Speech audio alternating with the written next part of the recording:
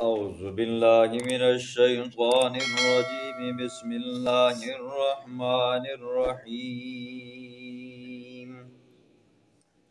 وقالوا أإذا كنا عظاما ورفاتا أإنا لمبعوثون خلقا جديدا قل كونوا حجارة أو حديدا أو خلقا مما يكبر في صدوركم فسيقولون من يعيدنا قل الذي فطركم أول مرة فسينغضون إليك رؤوسهم ويقولون متاه قل عسى أن يكون قريبا صدق اللہ العظیم۔ کل کے درس میں آپ نے مشرکین کا اور شرک کا رد سنا۔ آج کے درس میں اللہ رب العزت منکرین قیامت مشرکین کا نظریہ بیان فرمائیں گے۔ مشرکین کا قیامت کے بارے میں کیا نظریہ تھا؟ لیکن سنیں، قرآن نے جن بنیادی مسائل پر زور دیا ہے ان میں سے سب سے پہلے نمبر پر توحید آتی ہے۔ دوسرے نمبر پر قرآن نے جس مسئلے پر زیادہ زور دیا ہے وہ شرک کا رد آتا ہے۔ تیسرا وہ مسئلہ جس پر قرآن نے زیادہ زور دیا ہے وہ رسالت آتا ہے۔ چوتھا وہ مسئلہ جس پر قرآن نے زیادہ زور دیا ہے وہ قیامت کا ہے۔ یہ تقریباً بنیادی مسائل ہیں، اصولی مسائل ہیں۔ اگر کسی بندے کو ان کی سمجھ آ گئی تو باقی فروعات جو ہیں نا، باقی فروعی مسائل، ان سے بندہ سمجھ جاتا ہے، بندے کو آہستہ آہستہ کچھ نہ کچھ سمجھ آ جاتی ہے۔ لیکن ان کا سمجھنا، ان پر ایمان رکھنا بے حد ضروری ہے۔ لیکن قرآن مجید کی 114 صورتیں ہیں جی، جن میں سے 86 صورتیں مکی ہیں جی، اور مکی زندگی کے اندر نازل ہونے والی جتنی بھی صورتیں، جتنی بھی آیات ہیں، ان کے اندر اللہ رب العزت نے ان مضامین کو صحیح زور لگا کر بیان فرمایا ہے۔ ٹھیک ہے جی۔ اب چونکہ مشرکین مکہ جو تھے نا جی، جو کفار تھے، ان کا یہ نظریہ تھا کہ یہی دنیا کی زندگی ہے جی، بس 60 سال 70 سال 100 سال بس اسی کے اندر عیش و عشرت ہے، موج مستیاں ہیں، یہاں سے اگلا جان جائیں گی نہیں، اگلا جان دیکھا کس نے جی، اس کے بارے میں کیا فکر ہے، لہٰذا بس جو ہے تو یہی ہے جی۔ تو اللہ فرماتے ہیں قالوا اذا كنا، کہا انہوں نے اذا كنا، آیا جب ہو جائیں گے ہم، عظاماً ہڈیاں، ورفاتاً ریزہ ریزہ چورا چورا، انا لمبعوثون، آیا ہم کو دوبارہ اٹھایا جائے گا، خلقاً جدیدہ، نئی پیدائش کے اندر۔ یہ بڑی عجیب بات ہے۔ قرآن دوسری جگہ پہ کہتے ہیں اذا متنا وکنا ترابا ذالک رجع بعید، کہا کرتے تھے نا جی، یہ دنیا سے جب چلے جائیں گے پھر اس کے بعد ہمیں دوبارہ اللہ پاک اٹھائے گا، یہ بات ماننے والی نہیں ہے، یہ دوبارہ لوٹایا جانا مشکل ہے۔ پھر یہ بھی کہا کرتے تھے جب ہم مر جائیں گے، مرنے کے بعد قبر میں ہم ہوتے ہیں تو ہماری یہاں ہڈیاں بالکل بسیدہ ہو جاتی ہیں، گل سڑ کر ختم ہو جاتی ہے، تو اللہ اس کو دوبارہ کیسے اٹھائے گا؟ تو سورۃ یاسین کے اندر اللہ رب العزت نے اس کے 4 جواب دیے تھے جی۔ ایک جواب اللہ نے یہ دیا، فرمایا اولم یر الانسان، کیا وہ نہیں دیکھتا انسان کہ انا خلقناہ من نطفۃ، ہم نے انسان کو ایک گندے پانی سے پیدا کیا۔ جو رب ایک گندے پانی سے انسان کو پیدا کر سکتا ہے وہ آیا دوبارہ زندہ نہیں کر سکتا؟ پھر دوسرا جواب اللہ نے یہ دیا، قل یحییھا الذی انشأھا اول مرہ، قل کہہ دے میرے پاک پیغمبر، وہی ذات ہے جو دوبارہ زندہ کرے گی جس نے تمہیں پہلی مرتبہ پیدا کیا۔ جو ذات ایک گندے نطفے سے انسان کو بنا سکتی ہے، جو ذات پہلی مرتبہ انسان کو پیدا کر سکتی ہے، وہ ذات دوبارہ نہیں کر سکتی۔ تیسرا جواب اللہ نے یہ دیا، فرمایا الذی جعل لکم من الشجر الاخضر نارا، وہ ذات جس نے تمہارے لیے سبز درختوں کے اندر آگ بنائی ہے جی۔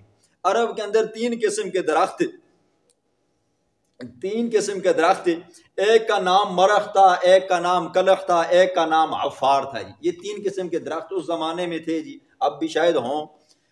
ان 3 درختوں کی یہ خصوصیت تھی کہ سبز ٹہنی کو، ہری ٹہنی کو جب دوسری کے ساتھ رگڑا جاتا نا تو آگ پیدا ہو جاتی. جس طرح آج ہم ماچس گیس ہیٹر جلانے کے لیے ماچس کے اوپر وہ تیلی رگڑتے ہیں تو آگ لگ جاتی ہے. تو اس طرح سبز ٹہنیوں کو آپس میں رگڑتے تھے تو آگ لگ جاتی تھی. تو اللہ فرماتے ہیں جو ذات سبز ٹہنی کو رگڑنے سے آگ پیدا کر سکتی ہے، آیا وہ تمہیں دوبارہ زندہ نہیں کر سکتی؟ چوتھا جواب اللہ نے یہ دیا، اَوَلَيْسَ الَّذِي خَلَقَ السَّمَاوَاتِ وَالْأَرْضَ بِقَادِرٍ عَلَىٰ أَن يَخْلُقَ مِثْلَهُم، کیا وہ ذات جو ساتوں آسمانوں کو ساتوں زمینوں کو پیدا کر سکتی ہے وہ تمہیں پیدا نہیں کر سکتی؟ اس ذات کے اوپر کیا مشکل ہے جی؟ تم یہ سمجھتے ہو کہ یہ دنیا کے اندر آئے ہوئے ہیں جی، بس ہمیں ایسے دنیا میں آ گئے، پیدا ہو گئے ہیں، پھر دوبارہ مریں گے، اللہ نہیں اٹھا سکے گا. اللہ فرماتے ہیں جب تم نہیں تھے جی، تمہاری ماں اور باپ کے مادے کا ملاپ ہوا، اس گندے پانی سے میں نے تمہیں یہ انسان بنایا، تو وہ ذات تمہیں دوبارہ پیدا نہیں کر سکتی. فرمایا اَإِنَّا لَمَبْعُوثُونَ خَلْقًا جَدِيدًا، آیا ہم کو دوبارہ اٹھایا جائے گا نئی پیدائش کے اندر؟ تفسیروں کے اندر 3-4 کفار کا نام آتا ہے، ان میں سے ایک ابو جہل کا بھی آتا ہے جی. عام طور پر حضور صلی اللہ علیہ وسلم محفل میں بیٹھے ہوئے تھے، صحابہ کرام کو واعظ و نصیحت کر رہے تھے. حضور کی محفل کے اندر صحابہ کرام بھی ہوتے تھے، یہودی بھی آ جاتے تھے، عیسائی بھی آ جاتے تھے، مشرک بھی آ جاتے تھے، ہر ایک کا اپنا ذوق شوق تھا جی. ٹھیک ہے، تو کوئی طنز کے طور پر آ جاتا، کوئی ویسے دل جمی کے طور پر آ جاتا، کوئی نورانیت برکتی کے طور پر آ جاتا.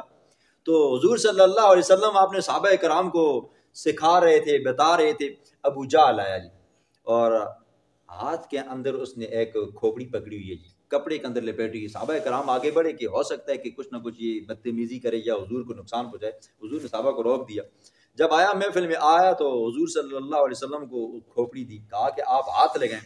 حضور نے ہاتھ لگایا تو وہ پرانی کی کھوپڑی تھی جی، وہ بھرنے لگ گئی جی، گلنے لگی، ختم ہونے لگی. تو ٹھاٹھے مار کر ہنسنے لگا. کہا تم کہتے ہو دوبارہ اٹھایا جائے گا، یہ تو کیا ہے جی، ہڈی کیا ہے اتنی بسیدہ ہو گئی ہے، اب اس کو بھی دوبارہ اٹھایا جائے گا؟ تو اللہ نے صورت قیامہ میں جواب دیا نا جی، بلا ان نسوی بنانا.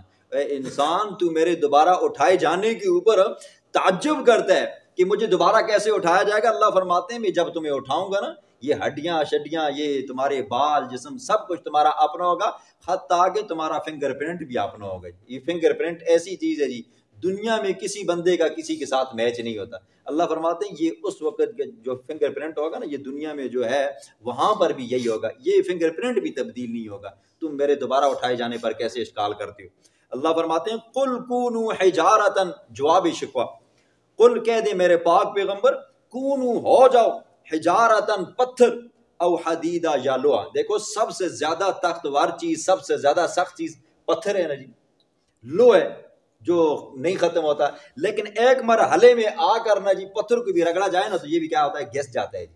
لوہے کو بھی رگڑا جائے تو یہ کیا ہو جاتا ہے جی، گھس جاتا ہے. ہیرا ہے جی، ہیرے کو رگڑو نا یہ گھستا نہیں ہے، یہ ہیرے کی خصوصیت ہے جی. پتھر کسی نہ کسی لمحے میں آ کر ختم ہو جاتا ہے، لوہا ختم ہو جاتا ہے، لیکن ہیرے کو آپ بے شک جتنا مرضی ہے رگڑو، ہیرا ختم نہیں ہوگا جی. اللہ فرماتا ہے تم جس مرضی پتھر کی مانند مان جاؤ جی، لوہے کی مانند مان جاؤ، یا یہ ہے کہ او خلقا مما یکبر فی صدورکم، یا تمہارے ذہن میں تمہارے دل میں جو بات آتی ہے کہ دنیا کی سب سے مشکل طاقتور بہادر چیز، نہ ختم ہونے والی چیز، اللہ فرماتے ہیں تم وہ بن جاؤ تو فَسَيَقُولُونَ مَن يُعِيدُنَا، ہم عن قریب تمہیں لوٹائیں گے جی. ایسا ہو نہیں سکتا تم دنیا میں رہو اور تمہیں وہاں سے زندگی گزار کر میرے پاس نہ آنا پڑے، ایسا ہو نہیں سکتا، تم بچ نہیں سکتی ہو، ایک نہ ایک دن تم نے میرے پاس آنا ہے. قل کہہ دے میرے پاک پیغمبر، الذی وہ ذات، فطرکم جس نے تم کو پیدا کیا، اول مرہ پہلی مرتبہ. دیکھیں اللہ کے لیے کوئی چیز مشکل نہیں ہے. اللہ کسی چیز کے پیدا کرنے پر آتا ہے نا، اس کو کہتا ہے کن، ہو جا، وہ ہو جاتی ہے. اللہ کے لیے کوئی مشکل نہیں ہے. لیکن جو چیز بھی ہو نا جی، ابتداءً وہ پیدا کرنی مشکل ہوتی ہے، وہ بنانی مشکل ہوتی ہے جی. لیکن اگر نمونہ ہو، ماڈل ہو نا، تو پھر بندہ بنانا کیا ہے جی. آج کمپنی میں سب سے پہلے ایک سمپل بنانا تھوڑا سا مشکل ہو جاتا ہے، جب وہ بن جاتا ہے نا جی، تیار ہو جاتا ہے نا، پھر اس کے بعد مشین وہ بٹن دباتے ہیں نا جی، پھر نمونے ڈھیر لگے ہوتے ہیں، اتنے زیادہ بنتے ہیں. اللہ فرماتے ہیں بغیر نمونے کے میں نے تمہیں پیدا کیا جی، تم مجھ پر کیا مشکل ہو سکتا ہے دوبارہ پیدا کرنا. فَسَيُنْغِضُونَ إِلَيْكَ رُؤُوسَهُمْ، وہ ہلائیں گے آپ کی طرف رؤوسہم، اپنے سروں کو جی. بطور طنز کے کوئی بندہ ہو نا جی، آپ اس سے بات کرو نا بطور طنز کیسے کر دیتے ہیں، ہاں تو جب اللہ کا پاک پیغمبر ان کو قرآن کی آیات بیان کرتا اور ان کو قیامت کے لیے تیار کرتا، ان کو قیامت سے ڈراتا، آخرت کے بارے میں ڈراتا اور اللہ کی عذاب سے ڈراتا، تو وہ آگے سے کہہ دیتے وہ یہ پرانیاں گلیں جی سننے رہنے کے بندہ مرسی دے جہان اگلا ویکسی وَيَقُولُونَ مَتَاهُ، آگے سے ہلا کر کہتے ہیں نا جی بطور طنز کے کہ متاؤ، یہ قیامت کب آئے گی جی؟ یہ تم ہمیں روزانہ ڈراتے ہو قیامت آئے گی، قیامت میں یہ ہوگا، مرنے کے بعد یہ ہوگا، قبر کے اندر یہ ہوگا، جہنم کے اندر یہ ہوگا، بتاؤ تو صحیح یہ قیامت آئے گی کب؟ اللہ فرماتے ہیں قُلْ عَسَىٰ أَن يَكُونَ قَرِيبًا، قل کہہ دے میرا پھل محمد الرسول اللہ، عسا ممکن ہے، ان یکون قریبا، یہ کہ وہ قریب ہو جی۔ اور حدیث میں آتا ہے من مات فقد قامت قیامت، قیامت یہ نہیں ہے کہ بندہ وہ دوبارہ اٹھایا جائے گا وہاں سے پھر قیامت کے حال و احوال شروع ہوں گے۔ آپ نے سنی حضور صلی اللہ علیہ وسلم کی وہ بڑی لمبی حدیث ہے، جو بندہ مر گیا یہاں سے اس بندے کی قیامت شروع ہو جاتی ہے جی۔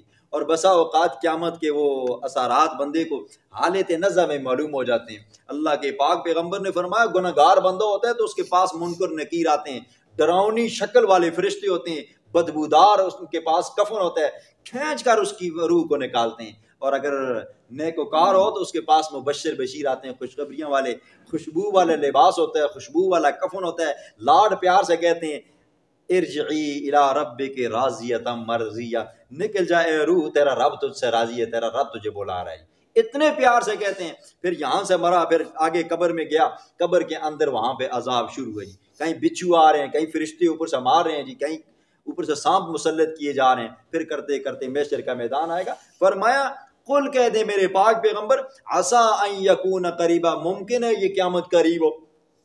یوم یدعوکم، تم کیوں قیامت کے بارے میں سوال کرتے ہو؟ تم نے کیا تیار کر کے رکھا ہوا ہے؟ جس دن وہ رب تمہیں بلائے گا فتستجیبون بحمدہ، پھر تم اس کے حکم کو قبول کرو گے بحمدہ، اس کی تعریفوں کے ساتھ۔ حدیث میں اللہ کے پاک پیغمبر نے فرمایا جب اسرافیل علیہ السلام بغل میں پھونک ماریں گے جی، تو اس وقت روئے زمین کے ہر انسان کو اللہ رب العزت اس کی قبروں سے نکالے گا جی۔ کوئی مشرق سے آ رہا ہے، کوئی مغرب سے آ رہا ہے، کوئی شمال سے آ رہا ہے، کوئی جنوب سے آ رہا ہے، اور کسی کو قبر سے اٹھاتے ہی اللہ رب العزت اس کو کپڑے پہنائیں گے، ننگ مننگے ہوں گے جی۔ اور اما عائشہ صدیقہ رضی اللہ تعالیٰ عنہ کے سامنے جب اللہ کے پاک پیغمبر نے فرمایا، اما عائشہ صدیقہ رضی اللہ تعالیٰ نے فرمایا یا رسول اللہ جب لوگ ننگ مننگے ہوں گے تو یہ تھوڑا سا عجیب نہیں ہے؟ حضور صلی اللہ علیہ وسلم نے فرمایا عائشہ وہ ایسی حالت ہوگی کہ بندہ نیچے دیکھ ہی نہیں سکے گا، گردنیں ایسی اڑی ہوئی ہوں گی، بس بھاگ رہے ہوں گے، نفسا نفسی ہوگی، کسی بندے کو دوسری کی فکر نہیں ہوگی۔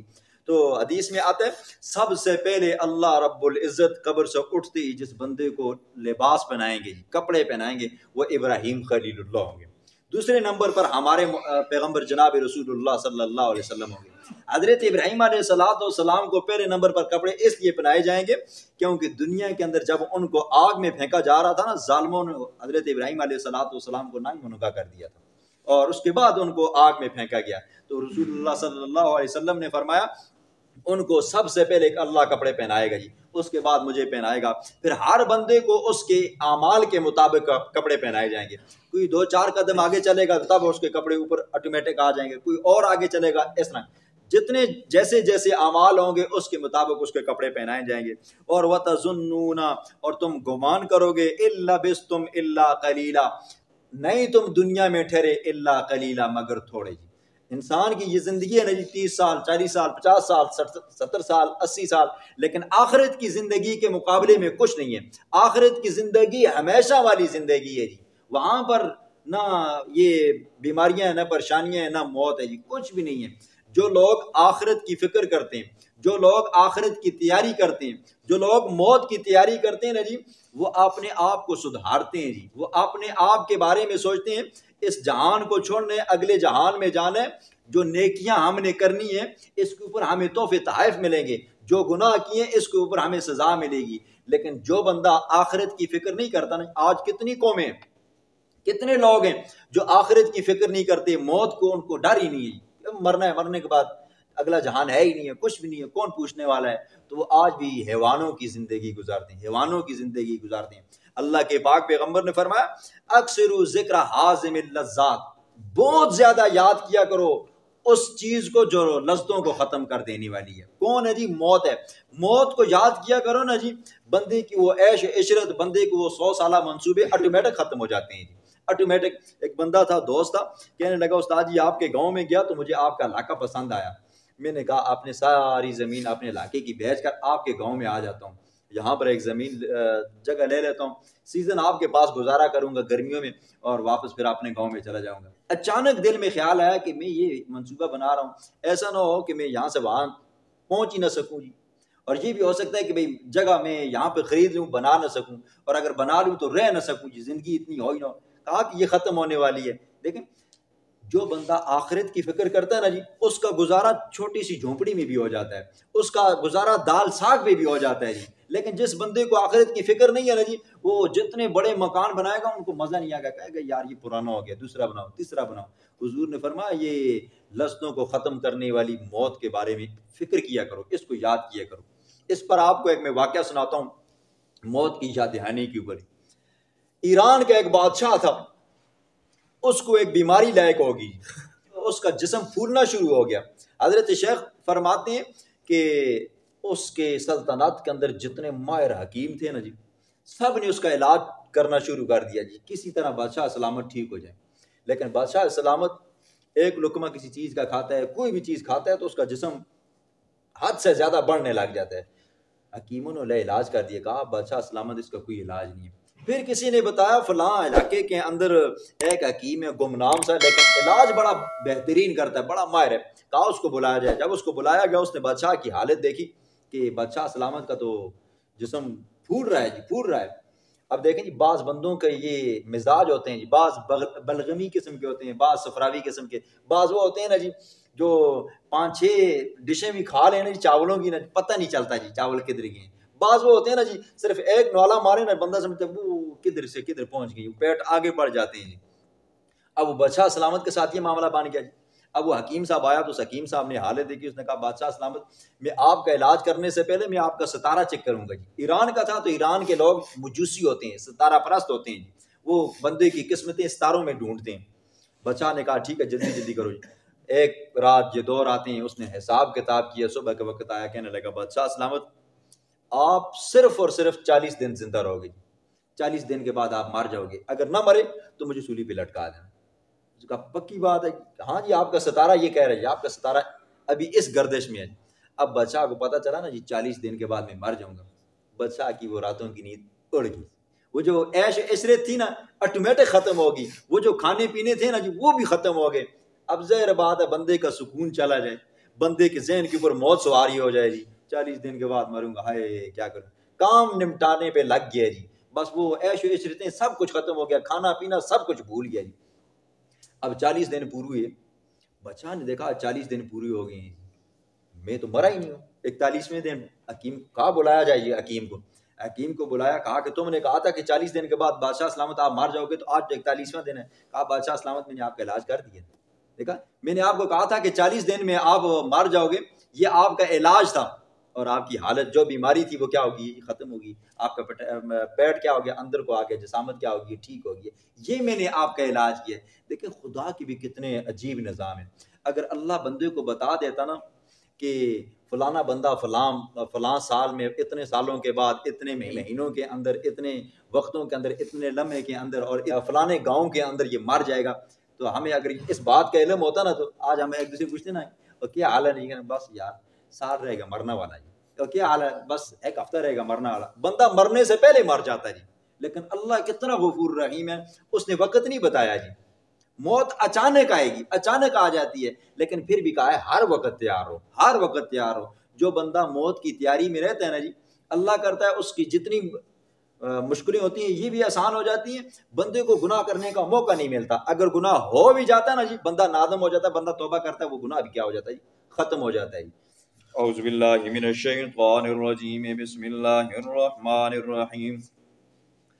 وَقَالُوا أَإِذَا كُنَّا عِظَامًا، کہا انہوں نے آیا جب ہم ہو جائیں گے عظامًا بوسیدہ ہڈیاں، ورفاتًا چورا چورا ریزہ ریزہ، أَإِنَّا لَمَبْعُوثُونَ، کیا ہم کو البتہ دوبارہ اٹھایا جائے گا، خلقًا جدیدہ، نئی تخلیق کے اندر، نئی پیدائش کے اندر. قل کہہ دینا میرا پاک پیغمبروں کونو ہو جاؤ حجارتن پتھر بن جاؤ، او حدیدن یا لوہا بن جاؤ، او خلقن یا کوئی اور مخلوق بن جاؤ، مما یکبر فی صدورکم جو تمہیں اپنے سینوں کے اندر بڑی لگتی ہے، مجھ سے بچ نہیں سکتے. فَسَيَقُولُونَ مَن يُعِيدُنَا پس ان قریب وہ کہیں گے من یعیدنا ہمیں کون دوبارہ اٹھائے گا. قل کہہ دینا میرا پاک پیغمبر الذی وہ ذات فطرکم جس نے تم کو پیدا کیا ہے اول مرہ پہلی مرتبہ پیدا کیا ہے، دوبارہ بھی وہی دوبارہ اٹھائے گا. فَسَيُنْغِضُونَ پس عن قریب وہ ہلائیں گے الیک آپ کی جانب رؤوسہم اپنے سروں کو، وَيَقُولُونَ اور کہیں گے متٰی یہ قیامت کب آئے گی. قل کہہ دینا میرا پاک پیغمبر عسیٰ ممکن ہے ان یکون قریبا یہ کہ ہو وہ قیامت قریب. یوم یدعوکم جس دن وہ اللہ بلائے گا تم کو، فتستجیبون تم اس کے حکم کو قبول کرو گے، بحمدی اس کی حمد کے ساتھ. اور حدیث میں آتا ہے جب ان کو اٹھایا جائے گا نا جی انسانوں کو، تو ہر بندہ مسلمان ہے یا کافر ہے وہ یہ والا ورد کرتا ہوا اٹھے گا، سبحان اللہ و بحمدہ، سبحان اللہ و بحمدہ، اللہ کی تسبیح بھی بیان کر رہا ہوگا اور اللہ کی تحمید بھی بیان کر رہا ہوگا. مومن بندے کی وہ والی تسبیح اور تحمید اللہ اس وقت بھی اس کو نیک اعمال اس عمل کے اوپر اجر دے گا. کافر کا کوئی وہاں پر بھی کوئی عمل قبول نہیں ہوگا. کیوں؟ دنیا دار العمل ہے، دنیا کے اندر جس قسم کی بھی آپ نیکی کرو گے نا جی اس کا ثواب آپ کو وہاں پر ملے گا. لیکن جنت کے اندر آپ جتنی بھی نیکیاں کرو نا وہاں پر کوئی ثواب نہیں، وہاں پر دار الجزا ہے، وہاں پر آپ کو تحفے ملیں گے، تحفے نہ کرو تب بھی ملیں گے.